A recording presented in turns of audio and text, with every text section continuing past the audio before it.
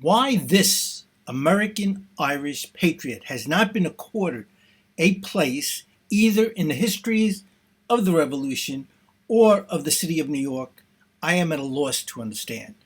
For it is certain that less deserving historical characters of the time have been placed on a pedestal of enduring fame.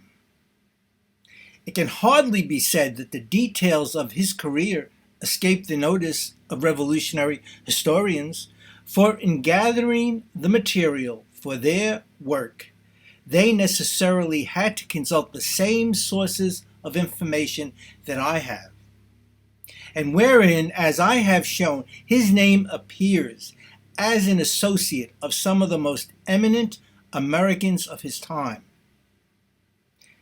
But despite the fact that the historians of the Revolution have ignored him, Hercules Mulligan's own countrymen are not blameless.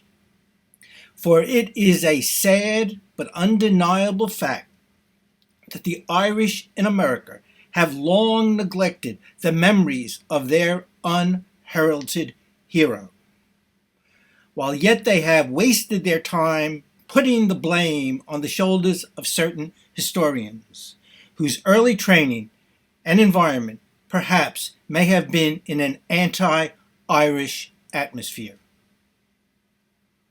It is indeed a standing reproach to the American Irish that the story of such a character as Hercules Mulligan and many others of his countrymen have remained a blank for want of some suitable hand to give it currency.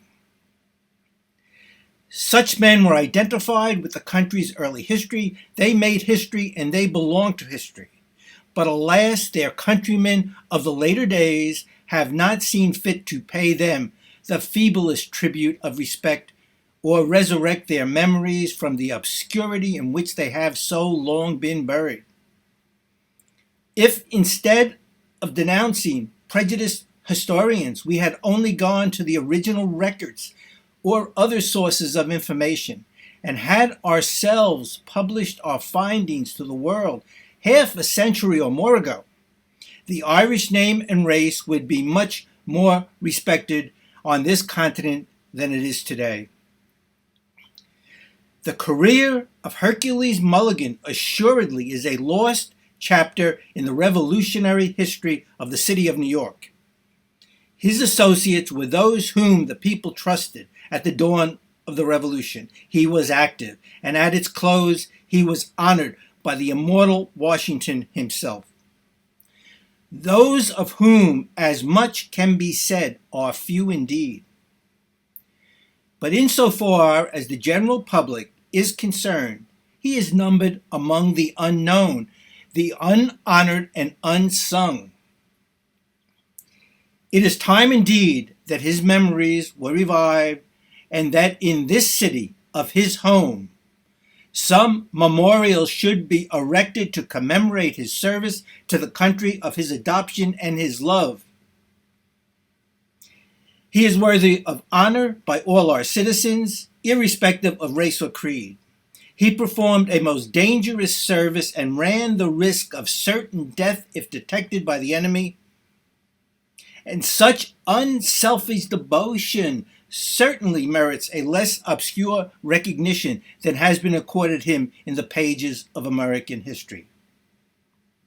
Let us hope that this son of Ireland and true American will someday receive his proper place in American history, for we have at last identified him as one of the leaders of that intrepid band of patriots who tore down and destroyed the symbol of English royalty in America.